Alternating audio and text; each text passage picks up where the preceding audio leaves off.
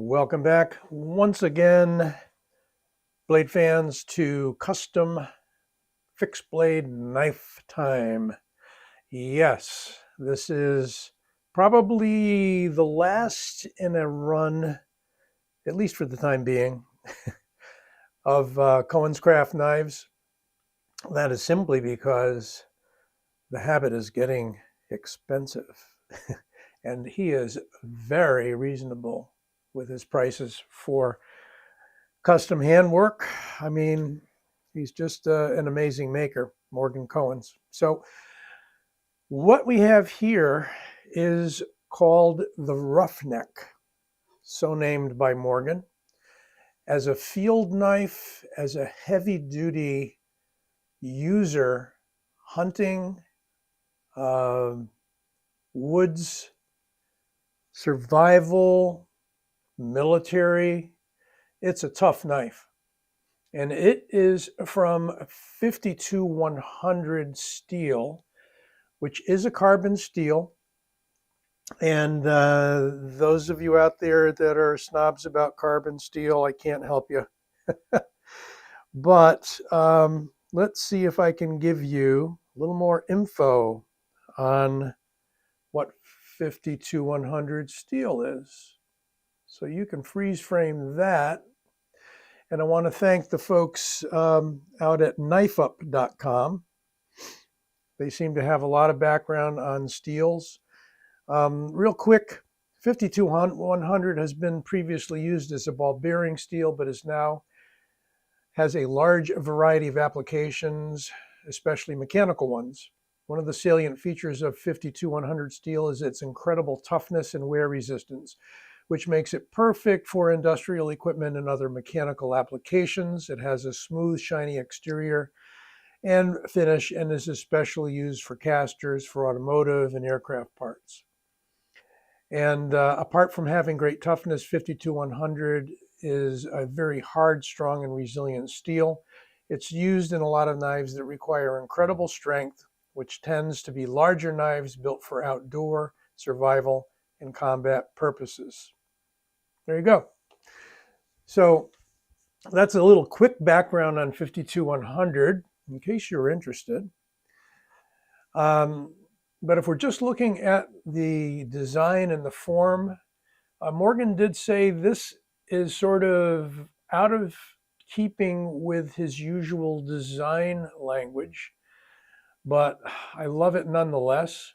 Obviously, it doesn't have the fuller we're used to seeing. It is a high, flat grind and an extremely sharp and slicey edge. And he's able to do that probably because of the toughness of this steel. We've got a fine and yet robust point. See if I can highlight that for you. And he put some fancy sort of stone texturing in there. Brings to mind the work that BlackRock Ken Vehicate does on all of his knives.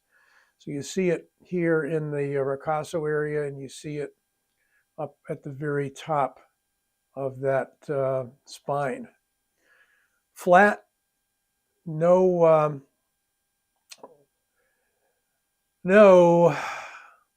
jimping.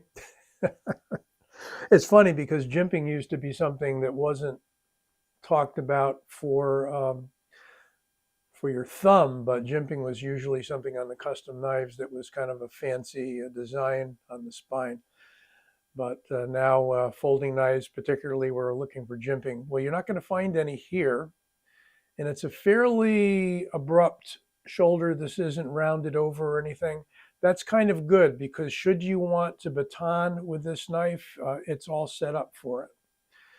We've got some natural brown micarta here that has also a stone sort of a pattern to it. It's held on by these two screws, which are removable. Not sure of the torques. Looks like maybe a 10, something like that. Got a very well cut out groove for your finger here in the choil area. So really nice finger choil. The heel of the blade is cut back a bit so that you're not going to poke yourself with it if you do use that choil. And basically, it is a robust clip point. One could say with some hints of Bowie to it. We've got a bird's beak sort of pommel where if you're chopping with it, you're not going to slide off too easily. And this texture offers a lot of grip. And I like the width of it. The width is about right for me, and the height is about right for me. I don't like handles that are too skinny. Just because, not that I have extraordinarily large hands, but I like to get a good grip on the handle of the knife. Measurement time. Let's see if I'll get the whole knife in here. I've been sort of shortchanging you guys lately and not getting the whole knife in. It's about 12 1/4 inches overall. And the blade is 7 inches. And the cutting edge, because of that choil, is 6 1/4 inches. You're not really losing that much. You got a lot of useful blade here because it's a big blade. Getting the digital calipers out, as I'm told they are. 4.7 millimeters on the blade stock. And that's 0.18 inches. Handle thickness right in the middle there is, no, we're not going to do millimeters, we're going to do inches. All right, 0.79 inches.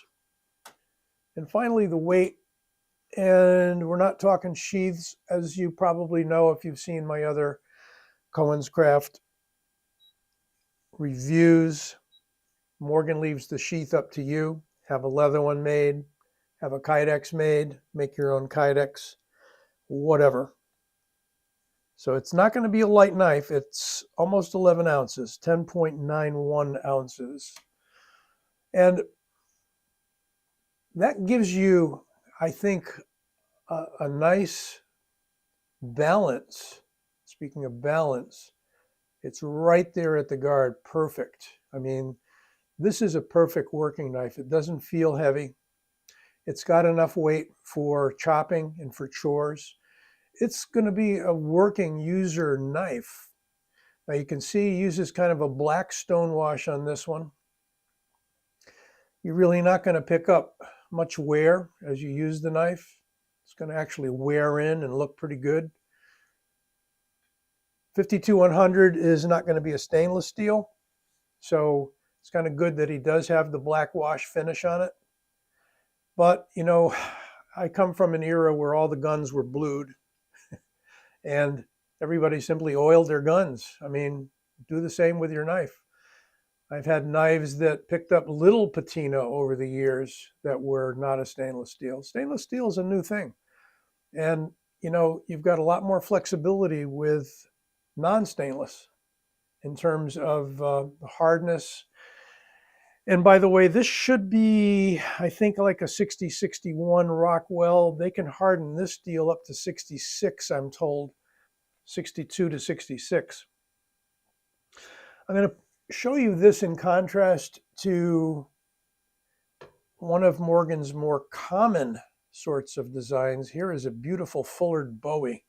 One of the first blades that I got from him. I was just so darn impressed with it that I had to have one. Also with a usable fuller, not filler, and with a natural brown. This is, I think, the natural canvas micarta, and I think this would be considered a brown canvas micarta. But about the same length, about a 7-inch blade. A little bit, seems like we got a little more handle on the fullered Bowie. Beautiful blade on that. Bead blast. This is his combo bead blast stonewash, so you can see little flecks in there.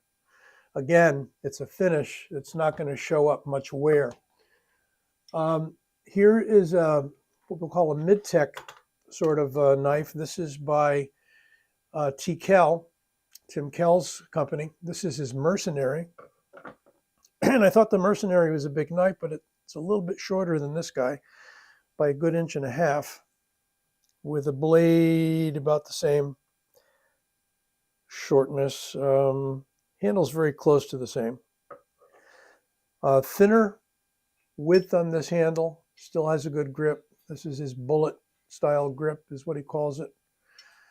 This is an excellent knife, and he uses that special, I believe it's a nitride type finish. I forget the name of it again, but there's a review on this knife, and everything that I put in front of you today is going to have its own review. TCal gives you some beautiful Kydex sheaths, very useful with a tensioner, all kinds of mounting hardware and whatnot. But again, you get to go leather here, you get to go Kydex. It is an added cost, but you get exactly the custom sheath you want with a knife that's not going to come with its own. Here is, I believe it's called the Norseman by Tops Knives. That's designed by Viking Tactics. One of my favorite knives. Just really some nice work that's done on that. And that's a vine style jimping with a red liner. And again, what appears to be kind of a natural micarta on this one. More of a neutral tone. Little skinnier handle. I can't get as much hand on this as I can on the Roughneck. And there's the size comparison.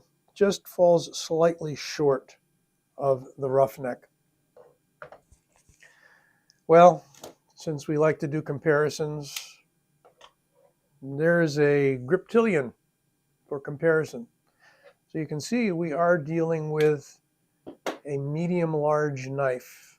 Not as big as some of the Bowies with a 12-inch blade, but this is a really good working size. I think this would be the knife I'd want to have outdoors with me, to beat on a little bit, to use for whatever.